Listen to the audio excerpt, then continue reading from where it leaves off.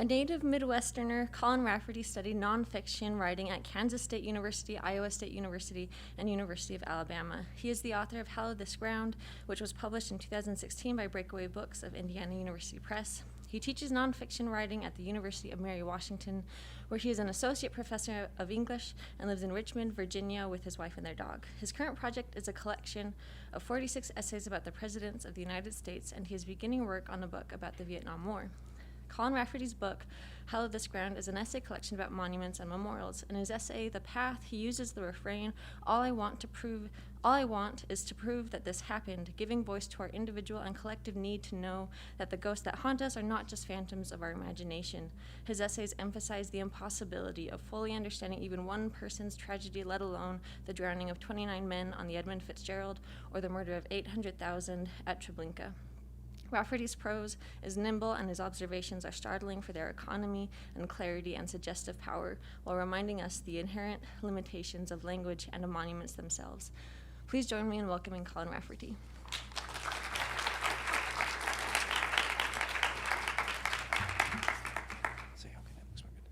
Hi. Thanks for coming out on a Friday. It's really great. Thank you for the great introduction too. I'm going to remind my students that I speak with economy. Because I don't think they'd believe that. And thanks for hosting me here. This is really wonderful. This is my first time in Provo, first time in Utah in a very long time. And I there are mountains in Virginia, but they're hills. So it's nice to see mountains. Okay, I'm going to read I think 3 things here. The first 2 are pretty short, each about 500 words. So feel free to check out during them, like check your email, that sort of thing, and we'll drop back in here. They are a pair of essays from the presidential project that Lizzie mentioned, which is 46 essays about the United States presidents. They're kind of born out of 2 things. I moved to Virginia in 2008 when I got the job at the University of Mary Washington, which is it's a school named after George Washington's mother. I looked that up on Wikipedia right before I had my interview, just to confirm it. And I moved there from Alabama, which does not have a strong presidential history, right? Rufus King, who was vice president for about 45 days before he died, was from there, and that's it. And Virginia has 8 presidents who are from there, right? You can't throw a rock without hitting James Monroe's bathtub or something like that. And so I realized I couldn't name all the presidents. That felt like, as an American citizen, as a failure on my part. And so I realized that if I read a biography of each president each month, I could have this sort of history of America, and also end up reading an 800-page Franklin Pierce biography, which is not exciting at all. And about halfway through, a friend told me, I hope you get a book out of it. And I was like, I don't know. I just want to name the presidents. But I got a book out of it. I ended up writing these 46 essays, so 1 for each president, plus a sort of final essay. And it's an exploration of nonfiction form as well. So there's a comic strip about James Monroe. There's a prayer for Thomas Jefferson. There is a script for Ronald Reagan, that sort of thing. So I'm going to read 2 here. This is great. Rarely in your life do you get to say this is an occasion that calls for an essay about Grover Cleveland. But this is an occasion that calls for an essay about Grover Cleveland. So because, of course, as all of you know, Cleveland is the president who signs the Utah Statehood Act, right? He's also the only person to be president in non-consecutive terms. So he's president, he's the 22nd president, and then Benjamin Harrison beats him, and then he wins re-election after Benjamin Harrison's president, and so he's also the 24th president. So he's both the 22nd and the 24th president. So I wrote a palindrome for him. And it's not like a perfect palindrome in the sense that it runs exactly forwards and backwards, but you'll hear kind of phrases and ideas get repeated here. So it's the title is a palindrome too. The title is Never Odd or Even, number 22 and number 24. When you begin, what they want for you is to keep your campaign promises, the lure of prosperity, the fight against corruption, the primacy of gold and only gold. They expect these things of you, Grover Cleveland, first Democrat in office since the Civil War. And you'll use the office to do the job. You'll lower the trade tariff, reduce silver coinage, civilize the Indian by breaking their common land into individual plots out of one mini. You'll wield the veto like soldiers did the bayonet in the war you paid another man to fight. Accepted practice then, but the men who fought at Shiloh and Gettysburg don't forgive. When you veto bills to grant more pensions, when you return the South's battle flags, those hard-won trophies soaked with Northern blood, these men will remember, and when you stand for re-election, you'll lose the Northern states because they will not vote for you. It's not all sadness and conflict in this term. You'll marry in the White House. You'll name 2 justices to the Supreme Court. Even when you lose, you still win the popular vote. Shades of Quincy Adams, shades of Tilden, shades of Gore and Clinton. Still, you lose. One supposes the appropriate thing to do is to retire from public life. But you know differently. You have plans. When you move out, your wife tells the staff, "We are coming back 4 years from today. So leave the furnishings alone, keep them clean, make sure that Harrison and his family don't ruin them. You'll need them when you return." When you return, the first thing to do is to reverse the doings of Harrison, to repair the things he ruined. You and France's new daughter Ruth, she of candy bar fame, in tow, are back in the White House, pulling off the incredible, a second term served non-consecutively. Never before, never again. Now the appropriate thing to do is retire. You undo the move towards silver. You undo the higher tariffs, shades of Taft, of Wilson. You name 2 Supreme Court justices, although this time the Senate fights you hard. There's a lot of sadness and conflict. There's a financial panic early in your term, and a railroad strike you'll try to break by using the Army and Navy to ensure the mail will go through. An army of men will march on Washington to demand jobs, and although they'll scatter when they reach the Capitol, their points stand. And then the businessmen in Hawaii who overthrow the Queen, that's your problem too. So is your own body, cancer in your jaw, a secret surgery on board the presidential yacht. Your face will change, rebuilt by prosthetics. You'll try to use the office to do the job, but everything runs against you. The trains, the businessmen, the body, and finally your own party, run by Silverites, nominating another man who will lose over and over. You're the last Democrat in office until the one who oversees the Great War. Grover Cleveland, the promises you tried to keep, prosperity, corruption, gold, they don't matter. Everything is so much different from when you began. If you're ever in Philadelphia, you should drop by the Mutter Museum. It's a medical museum. They actually have the tumor removed from Grover Cleveland's jaw in a jar, and you can go, oh, great, there's that. And it's a kind of like it's an amazing place and also a horrifying place because it's that kind of classic 19th century museum where they're like, here's 48 skulls on a wall. So this is the Lincoln essay. I thought I'd do an obscure president and then a famous president. And it is called 4 Sentences on Failure, number 16. And it is an exercise in breath control.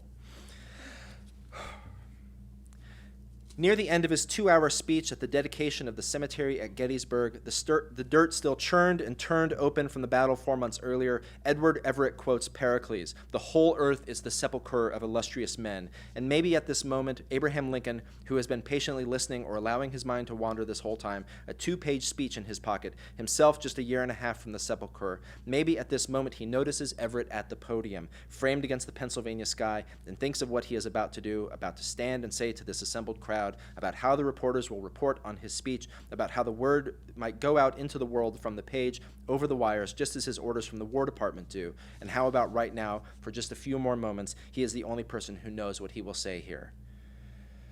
The whole earth is the sepulchre of illustrious men, but this earth holds the ordinary men who died either close to or far from their homes, on Union soil at least, unlike the men from Indiana and Iowa and Lincoln's own Illinois who have been buried in Virginia and Tennessee and other states in rebellion. Lincoln knows this is their war, ultimately that they are the men he sends to fight and die, his 300,000 more who die because he asked them to do so, and this is his tragedy forthcoming. Booth's single-shot Derringer holding the single shot that will make him one of the war's last casualties, giving him over to the angels, putting another illustrious man into the earth. And Everett finishes, and the crowd cheers, and Lincoln arises to speak. A photographer captures this, the closest we have to a photo of Lincoln speaking at Gettysburg, putting his hat on his head and reaching into his pocket for the speech, ready to unfold it and deliver, ready to admit what he cannot do, what all of us and he will to do, which is to commemorate and consecrate and hallow. Just before the moment he speaks the first 6 words, a mathematical question to be memorized by junior high school students for decades to come. Maybe at this moment he thinks of Pericles, first citizen of Athens, leader in another war. Maybe he thinks of the whole earth, of the sepulchre of illustrious men, of his hometown of Springfield and his own place in the earth. Maybe he thinks of all these things, looks at the Pennsylvania sky once more, and speaks. Or he does not think of these things, and I have failed to imagine him. Yeah. That's if you get stuck for an idea, by the way, like challenge yourself to write a long piece using like 2 or 3 or 4 sentences. It is a fun exercise in punctuation. So, okay. So that's the new stuff. I keep thinking of like Paul McCartney in concert, and every time he's like, here's something off my new album, how everybody just like goes to the bathroom. So, because you just want to hear Day Tripper, right? Okay, so I'm going to read an essay called Surfacing. And since you're here, I'll let you in. I'm a big fan of games that writers play, little things you do to make the process of writing intriguing and interesting for you. For example, every single essay in the presidential project the word count is evenly divisible by the number that the president was, which is ridiculous, right? So the James Madison essay the word count's divisible by 4 because he was the 4th president. The Obama essay is evenly divisible by 44 because he was the 44th president. It's ridiculous, but it was fun. So here's the secret aspect of this essay, Surfacing, is that it starts with this quote that I found in an 1835 narrative about shipwrecks, and I was immediately gravitated to it because it's my birthday. So the epigraph is, "On the 25th of March, we took a miserable farewell of our distressed brethren, the heart of everyone being so overloaded with his own misery as to have little room to pity another. R. Thomas, Preservation of 9 Men, Interesting and Authentic Narratives of the Most Remarkable Shipwrecks, 1835. On the 8th of November, 1975, a storm forms in Oklahoma and begins moving northeast, picking up speed and intensity. The next day, it passes over Kansas City, over the older suburb of Mission on the Kansas side of the state line, over a brown house on Knoll Avenue where my parents, Tom and Kathy Rafferty, live. Maybe my mother, 25 years old and 6 months pregnant with her first child, me, looks up at the darkening sky and worries. Maybe she feels me moving inside her, pushing her abdomen outward, growing and moving each day. Maybe she stays inside the entire day, unaware of the system passing overhead, not knowing or even caring where it comes from or where it will go. Ships are certainly far from her mind on this day in Kansas City. She and my father rarely cross the Missouri River, the only major body of water for hundreds of miles. The storm will pass over her, my father, and me, and move on toward Iowa and Wisconsin, growing and moving. 2 days after it forms, the storm will arrive at the Great Lakes, bringing with it heavy rains and gale-force winds, all the power it has carried since its birth in Oklahoma. Not long after the storm passes over us, it will strike down 29 men, drowning them in their ship in the middle of the largest lake in the Western Hemisphere, leaving their bodies floating inside the ship, still wrapped in their life jackets. Then it will continue over Canada, its power fading, until it dissipates, vanishes into the thin air from which it is formed. Whitefish Point is quite literally the end of the road. At the town of Paradise, Michigan, State Highway 123 turns west towards Tequamanon Falls State Park, and a Chippewa County road, marked as a thin gray line on the state map, continues north until it ends in the parking lot of Whitefish Point's biggest tourist attraction, the Great Lakes Shipwreck Museum. The coast of Lake Superior is just a few yards away. I have traveled to the Upper Peninsula of Michigan to see a monument that I cannot see, the memorial to the 29 men who died on the Edmund Fitzgerald when it sank in a storm on Lake Superior on November 10th, 1975. 20 years later, divers 17 miles off Whitefish Point brought up the ship's bell, polished off 2 decades of rust so that it gleamed again, and hung it as the centerpiece of the museum's collection of artifacts. But they realized that in removing that bell, they would leave an absence in the ship's wreckage, and they refused to disturb the grave. So they cast another bell, the same shape and size as the Fitzgerald's original, and engraved on it the names of the men who died. Then, after the first bell had been brought up, they lowered down the new bell, and divers with acetylene torches welded it into place. It's still there, accessible only to divers who are willing to expose themselves to Lake Superior's killing chill. I stand on the shore of Lake Superior in the cold wind of July and look out on choppy water, trying to guess where, 17 miles north, a memorial sits fixed for the ages 535 feet underwater, a memorial that truly was, as the inscription says but never means, for the dead.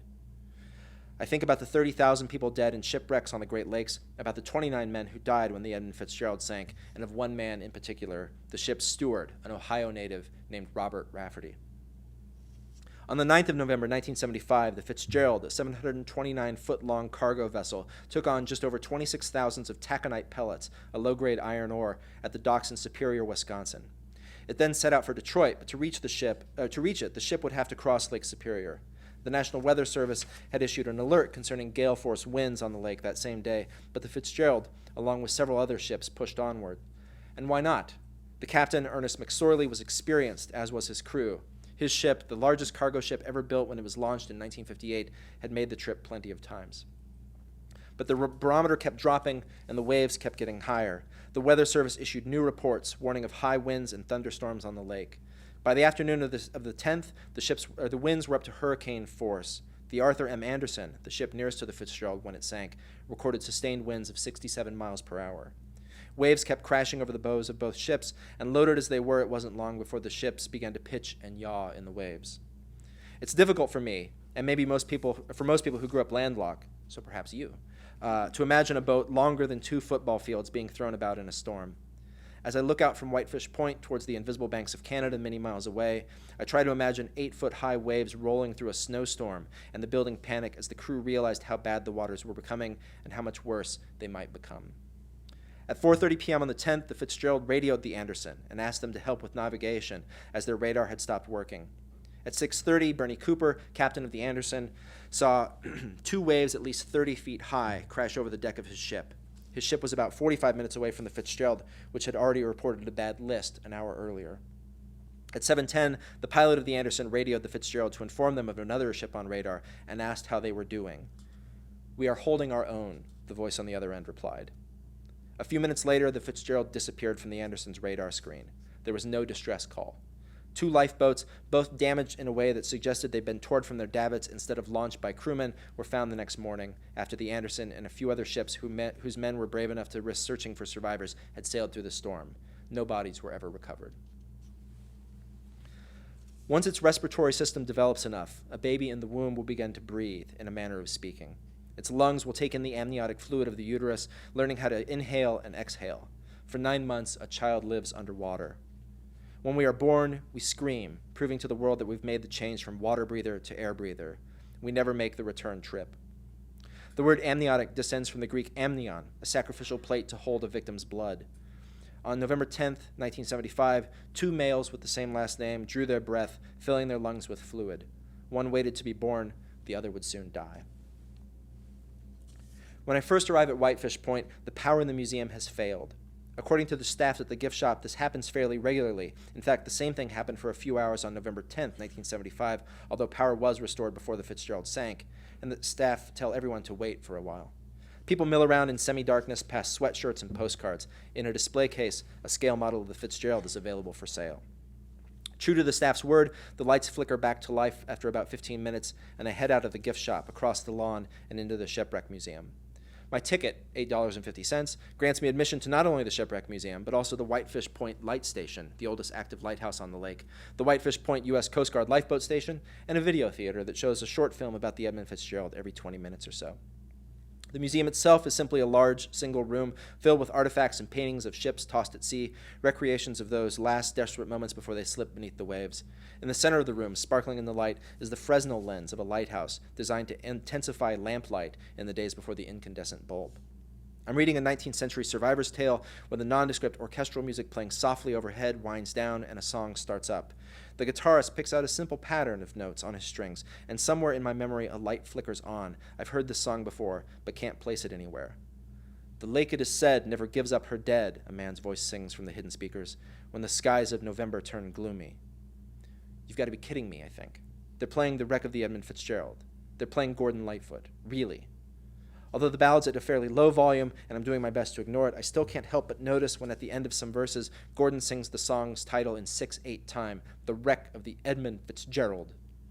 The song's now firmly lodged in my brain where it won't leave until I've driven back over the Mackinac Bridge and off the Upper Peninsula. More distracted than before, I move in a circle around the room, coming closer and closer to the present day in the museum's chronology. The final exhibit, of course, is about the Edmund Fitzgerald. A painting of the ship hangs on the wall, all storm-tossed gloom and drama, and the accompanying text tells the story of the storm that sank the ship nearly 30 years earlier. Rafferty's name, Robert's, not mine, is on the list of the crew. At 62, he was the 3rd oldest man on the boat, after the captain and the first mate. Turning away from the exhibit, I see the museum's main attraction, the Fitzgerald's bell, brought up by scuba divers 10 years earlier. It shines, practically glows in the light, looking brand new, not removed from 20 years underwater. The ship's name curves across the metal, and for a moment I want to reach out and touch it, to ring the bell and hear the sound that Rafferty must have heard dozens of times each day. I want to make some connection with Rafferty. Like most memorials, the bell, raised from the ship he died on, is the aid for remembering and connecting with the lost. On board a ship, a bell marks the passage of time, ringing to mark out the hours. This bell marks stop time, the moment just after 7:10 p.m. on November 10th, 1975, when the Edmund Fitzgerald slipped under the waves off of Whitefish Point. It remembers the stopped minute, the moment when everything changed. As with all monuments and memorials, it charts, like measurements on a ship's charts, the intersection of time and place. But this bell, surrounded by artifacts from other shipwrecks, crushed compasses, and faded life rings, is the ersatz memorial for the living to see and navigate their memory by. The true memorial to the dead of the Edmund Fitzgerald hasn't been seen in years, could only be seen by a few. The memorial bell, the one 535 feet beneath the waves, serves its function the same way that the plaque one of the Apollo crews left on the moon does. We know it's there, even if we can't reach it. And in a time when everything seems mutable and changing, a time when a ship large enough to hold 50,000 gallons of fuel can vanish from the face of the earth in less time than it takes up to pick a radio and call for help, the impossible monument, the one we cannot see, reassures us that it remembers. I am Colin Rafferty. I am not Robert Rafferty. I am not his son, not his nephew, not his cousin. I am from Kansas City. I am not from Ohio. I grew up landlocked. I am not a sailor. I get seasick badly while on a boat. I am a reiteration of Robert Rafferty. I am not a reiteration of Robert Rafferty. I am of his family. I am not of his family. I was born when he died. I breathed in the sea while he choked on it. Mark L. Thompson, in his book Graveyard of the Lakes, theorizes that Captain McSorley would have ordered his men to don life jackets and wait in either the forward recreation room or the mess room, depending on where they were when the call came. Since Robert Rafferty was the ship's steward, he most likely would have been in the mess room when the ship went down and would have either drowned or been crushed by the pressure of the water rushing through the ship.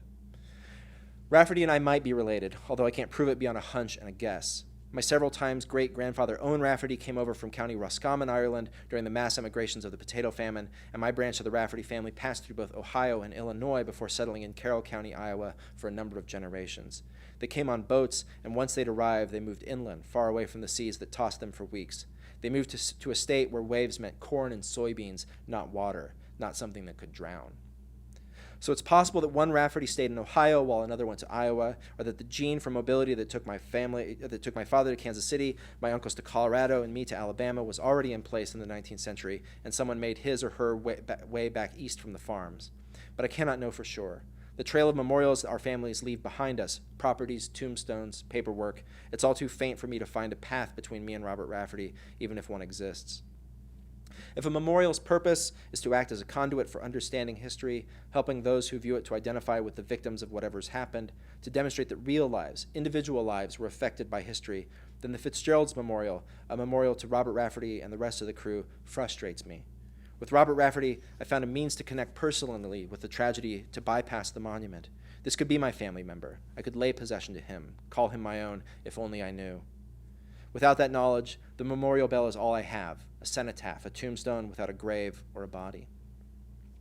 Robert Rafferty may be my cousin many times removed, or we may share nothing more than a last name. Our relationship is unknowable to me as the bell engraved with his name and 28 more, 10 years sunken and attached to the ship in which his body, life jacket on, still floats. There's some controversy about the Edmund Fitzgerald.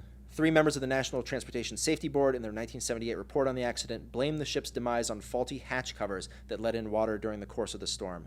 The water then settled into the spaces between the taconite pellets, where it couldn't be detected by the sailors, and when the massive wave hit, the ship was already water-laden enough to drop bow first between the lake. Bow first, sorry. The board's 4th member, however, wrote a dissenting opinion in which he argued that the ship, carrying a heavy load, had scraped the shoals near Caribou Island and then taken on water. This, he wrote, accounted for the list that McSorley reported.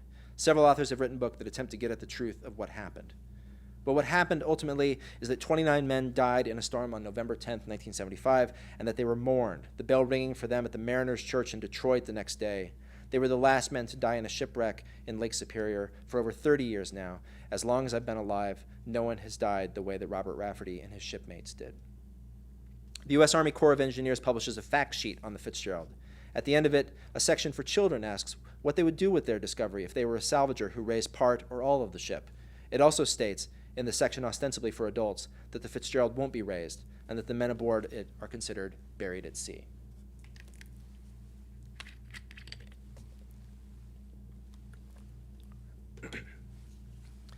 Here is something I have hidden from you this whole time, something settled in the spaces between the words, something you have not been able to detect. I am not alone at Whitefish Point. My girlfriend, a Michigan native, and I have traveled here together. It was her idea. Her grandfather had served in a CCC unit in the Upper Peninsula during the Depression, and she wanted to see the town he'd lived in then. We have dated for almost 3 years, the last 2 at a distance while we earn degrees at different schools. We have talked about marriage. She is ready, more than ready, and in my quiet agreement we have assumed, both of us, that I am ready too. She loves me, and she tells me so often. I love her, and I tell her so often. I will break up with her a few weeks after we return from Whitefish Point. What does drowning feel like? I want to hold my head under the water in the bathtub, pushing myself under, trying to understand what that first moment of panic feels like when I need a breath and can't find a place to take one, but I can't bring myself even to try. The language of drowning is quiet and beautiful, the idea of lungs filling with water a placid image, like a gentle pool fed by a small stream. I'm tempted to think of hundreds of candles in the lungs, each one quietly snuffed out by the rising waters. But survivors of near drownings describe the pain as excruciating. There is a moment of peace, they say, but it doesn't last for long. It's a painful, violent, awful death. My government, the newspaper says, has approved waterboarding, a near drowning, a simulated drowning, as a means of gathering information from unwilling prisoners. I can't drown myself in order to understand the sinking of the Fitzgerald. What I can do is to look at something taken from the ship itself and try to understand how it can be salvaged after years underwater, to tell a story, to remind me of what is lost and what is being lost, what slips under the waves even as we watch, eyes focused on the point where the water meets the sky. The Great Lakes Shipwreck Museum also encompasses the old lighthouse station, and after leaving the museum proper, my girlfriend and I tour the house, outfitted with exhibits on the life of the lighthouse keeper. I'm supposed to say this. It sounds like a lonely existence. The Upper Peninsula receives a massive amount of snowfall each year. Mailboxes and outhouses are double-decked here, allowing for usage when the weather forecast calls for 7 feet of snow. In the 19th century, a lighthouse keeper and his family would be virtual exiles for 6 months out of the year, waiting for the snow to melt enough to reach Paradise, the closest town. I'll confess this. It's not without its attraction, that solitude, that loneliness. It's possible now to spend the night at the Coast Guard station at Whitefish Point. What was once a location notable for its proximity to danger, a place from which to launch a rescue or to warn oncoming ships away from the rocks, has also become a place to relax. Next to the Great Lakes Shipwrecks Museum is a bird sanctuary. Paradise has a Best Western, and Tequamanon Falls State Park has its own brewery. Usually, a traumatic event sterilizes the land around it, keeps it from development. But the sinking of the Edmund Fitzgerald, and by extension the thousands of ships that have sunk in the Great Lakes, have turned Whitefish Point, the end of the road, into a tourist destination, a place people come to forget their troubles by hearing about bigger ones.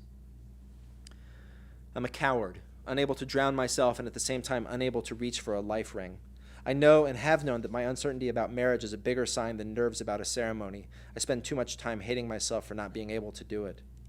When I tell her I cannot, it is fast and sudden. She will have no warning, no time to send out a distress call. It will come upon her suddenly. One Sunday morning, after we are back at our respective universities with states between us, I will call her.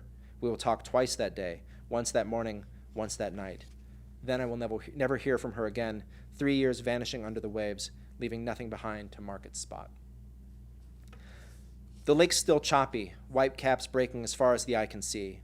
On the beach, a couple walks, leaning into the wind to keep their balance. We turn away from the lake and walk over to the video theater, take a seat, and wait for the lights to dim and the video on the Fitzgerald to start. It repeats most of the information from the museum, but nevertheless, it's interesting to see underwater footage of the ship, as well as the bell being brought to the surface. At the end of the video, the ceremony of the bell's installation in the museum plays, and the bell rings 30 times, one for each man who died on the ship, and once for all people who have died in shipwrecks. Even though I know his name will be read, I'm still surprised to hear the man on the screen intone Robert Rafferty and ring the Fitzgerald's bell one last time for him. Even on video, the sound is loud and seems to ring out for a long time, over the next name, the next peal of the bell, through the darkened room, out its doors into the clear July sky, and over Whitefish Point, traveling at the speed of sound, almost 5 seconds to a mile, faster than the waves and winds of November 10th, toward the spot where the Edmund Fitzgerald lies, broken in two by the force of hitting the lake bed, taconite pellets spilled, a spot marked by another bell, and 535 feet above that, the waves breaking over it. It will take me until the next spring to develop the roll of film that I shot at Whitefish Point. I find reasons to avoid it, but finally the pictures are developed, and I look at them while sitting in my car outside the photo place, the air conditioner running in the already hot air of April. There is a photo taken from the car as we approach the Mackinac Bridge, and a pair of photos, one of each of us wading in the Tequamanon River downstream from the falls. There's a photo of me in front of the Coast Guard station at Whitefish Point, and one of her on the steps leading down to the beach of Lake Superior, her hair blowing sideways in the wind. There are no photos of us together. Thank you.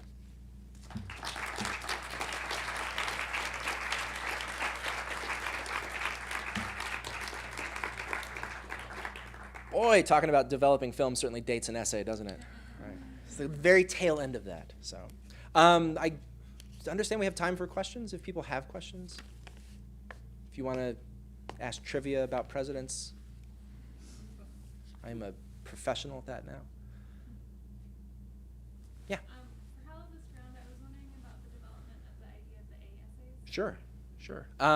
Yeah, so if you haven't read the book, throughout the book there are these very short essays, all of which have an A for something title, right? A for anatomy, A for accident, that kind of thing. And they're based on the idea of, in Morse code, talk about data technology, in Morse code, A is a dot and a dash. And I have 2 scars on my leg, one from a surgery and one from a car accident, that are a dot and a dash. And so it was this way of kind of making my body part of the book, and to think about scars as a kind of monument, as a kind of physical manifestation of history. And those actually started out as a single essay. I was like, oh, I'll write about scars. That's a kind of monument, right? It's that kind of moment in the project, right? If you're working on a thesis, there's that moment where like you have 2/3 of a project, I need more stuff. And I was like, what else? What other monuments are there? Scars, that'll work, right? And wrote that essay. It was maybe about 8 pages long or so.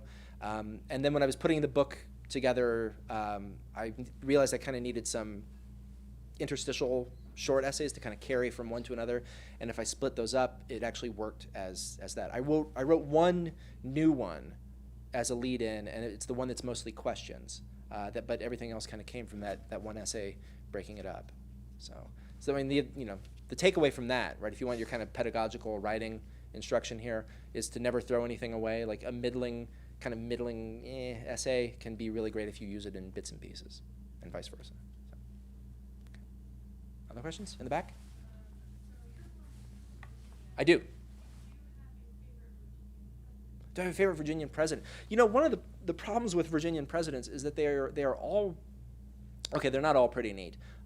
Zachary Taylor is, he's Zachary Taylor, right? What does anybody know about him?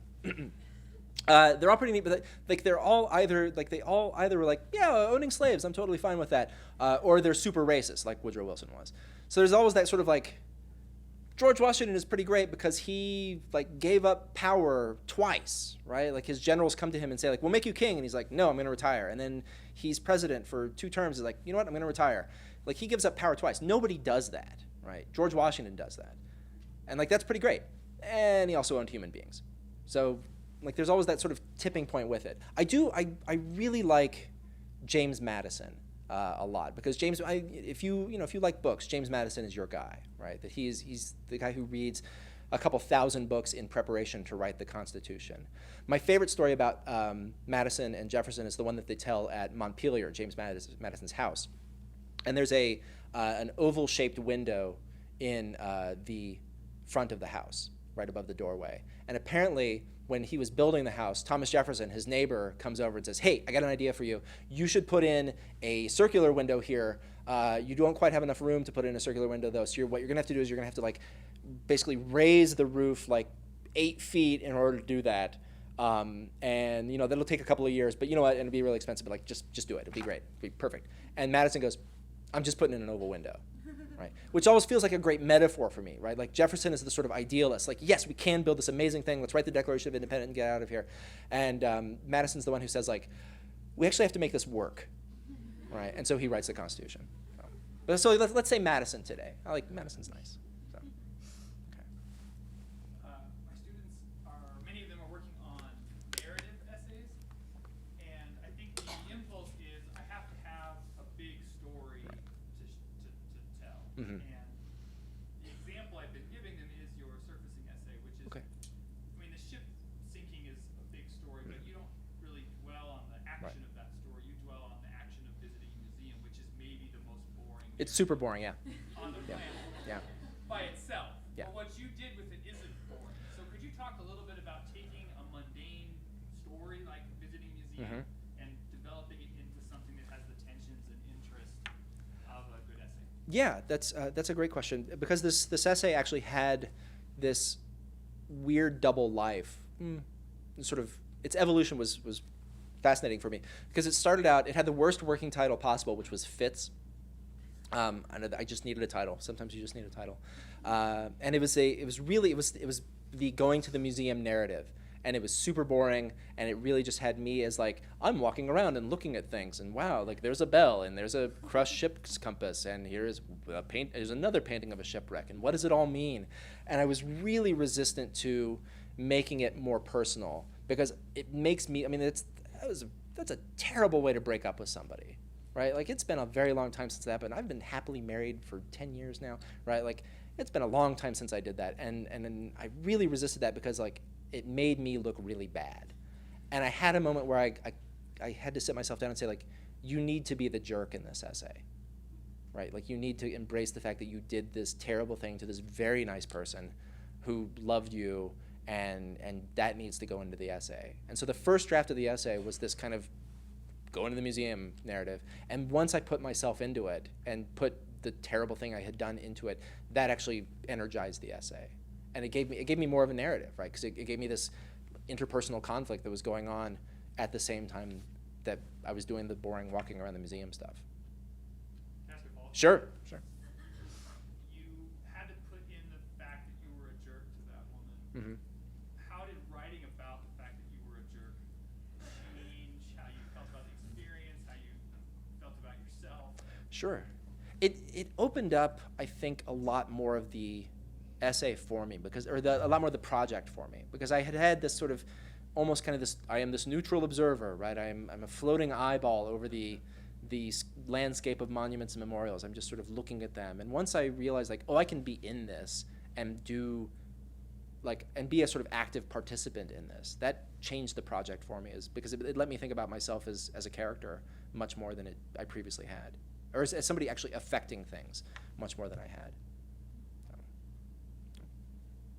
Any other questions? Yeah. So how this ground is, often your essays are actually you going to these memorials, going to these monuments. Two questions. Sure. One, do you consider your book itself as a monument or a memorial?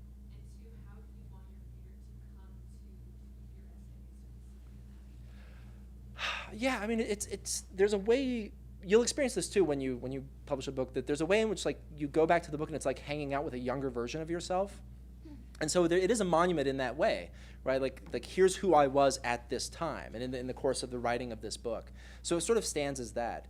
But I think, yeah, it's also this, every essay in here is already dated, right? There's an essay I wrote called The Path about, in Kansas City where I grew up, there was this sort of nightmarish engineering disaster where these two pedestrian bridges in a hotel collapsed. Over 100 people are killed in this. And in the hotel itself, there's no marker for it. There's nothing that says, that this thing happened here. And now, I think 2 years ago, now there's a memorial there, right? And so, everything in the book is outdated. So there's already a way in which the book is an artifact of itself and of the writing of it. So I think it kind of stands as a memorial in that way. But it's a memorial in the sense, or I don't know, what's the rubric is, monuments for victories and memorials for losses?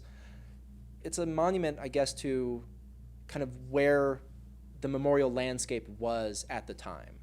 And so I think the way that I'd like readers to approach it is as a means of getting to think about your own history, right, and your own place and your own existence within that place, right? I mean, I really love that Utah has a park, has a monument called "This Is the Place," right? It's like the most transparent name for a monument ever, right? Because I mean, it's great, right? Because this is the place, right? And that's what all monuments say, right? Is this is the place.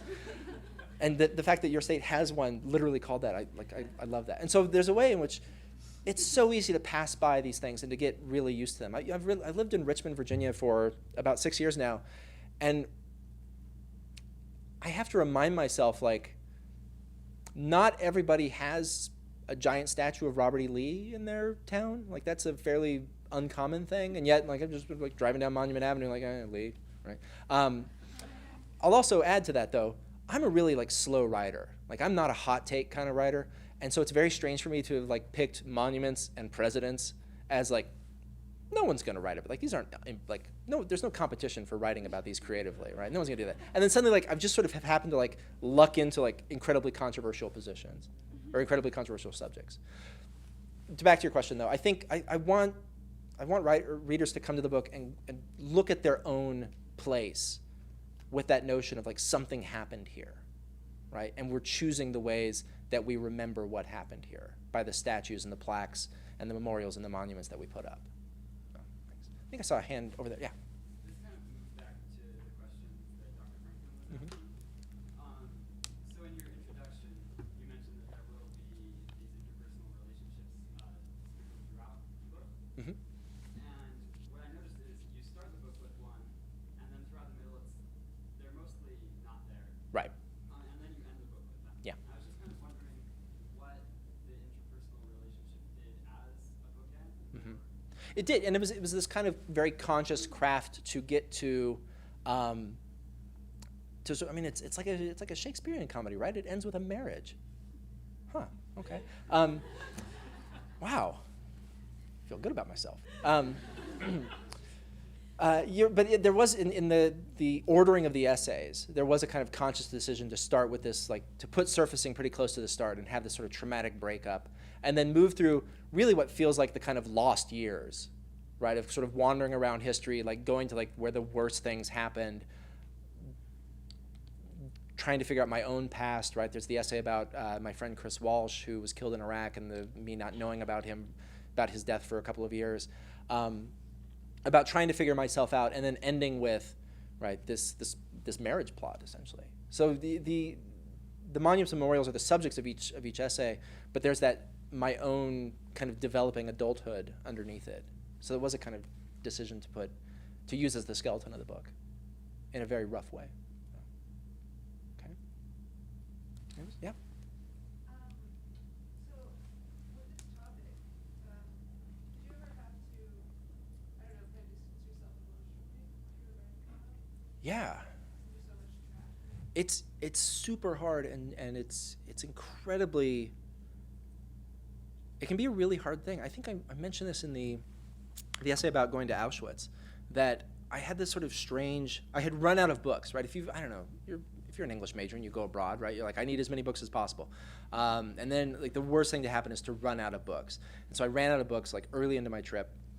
I had a copy of Dante's Inferno in the bottom of my bag, which felt like the most cliched possible thing to read there. But it ended up being an escape, because Dante's hell is really cartoony, right? I mean, it's just sort of, these wacky, appropriate, liars have to have their mouths filled with dung, that sort of thing.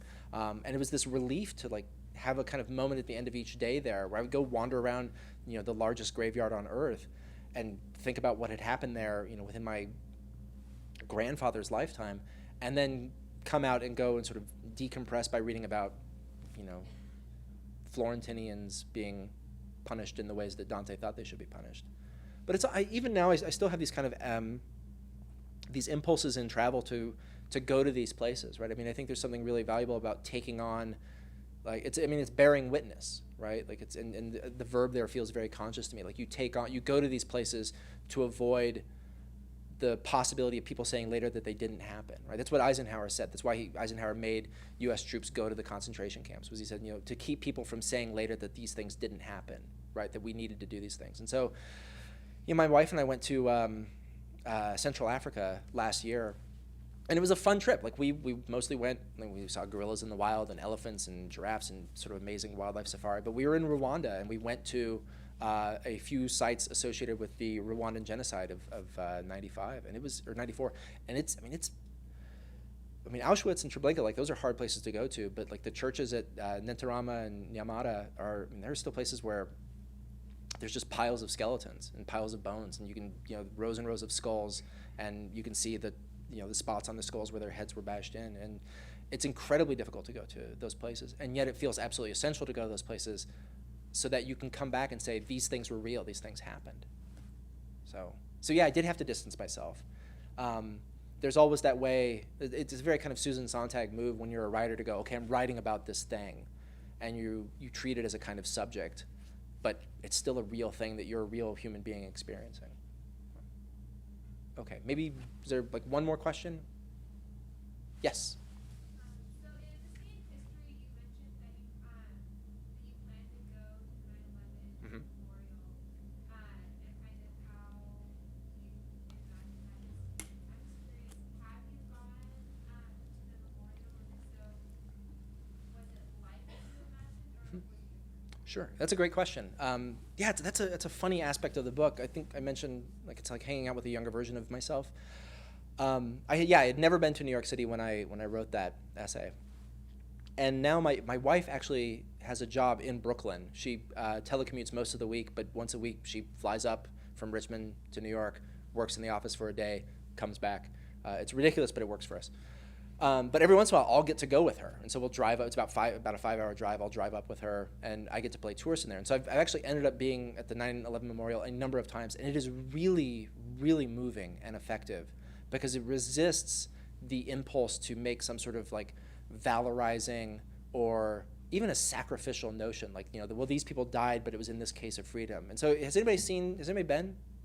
Okay, so you know that there's this.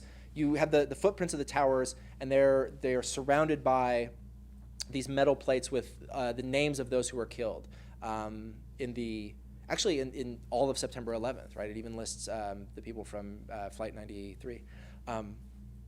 And there's water that comes out over the lips or over the edges of the footprints and pours into the central pool, and then there's a pool, and then there's a square in the middle of the pool that the water flows into. And there's nothing redemptive about it. It really is like the water goes in and the water vanishes, right? Like they're gone, right? There's not a sort of like, it's definitely a memorial and not a monument, right? Because there's nothing sort of heroic about it. It is a really impressive explanation of grief, right? That these people are gone and and we have saved this site to remember them by, but it's not like, there's not a triumphant statue anywhere. There's nothing that suggests any sort of like, and then things got better aspect to it. It is really just like they died and they vanished, and there's this black square in the middle of each footprint that lets them go. So that's a really grim note to end on, and I apologize for that. I'm no fun at parties. But hopefully, if you have more questions, if you have things you want to know, if you want to talk presidents, I've been to Rutherford B. Hayes' house multiple times. We can talk in the reception. But thank you very much. I appreciate everyone coming out.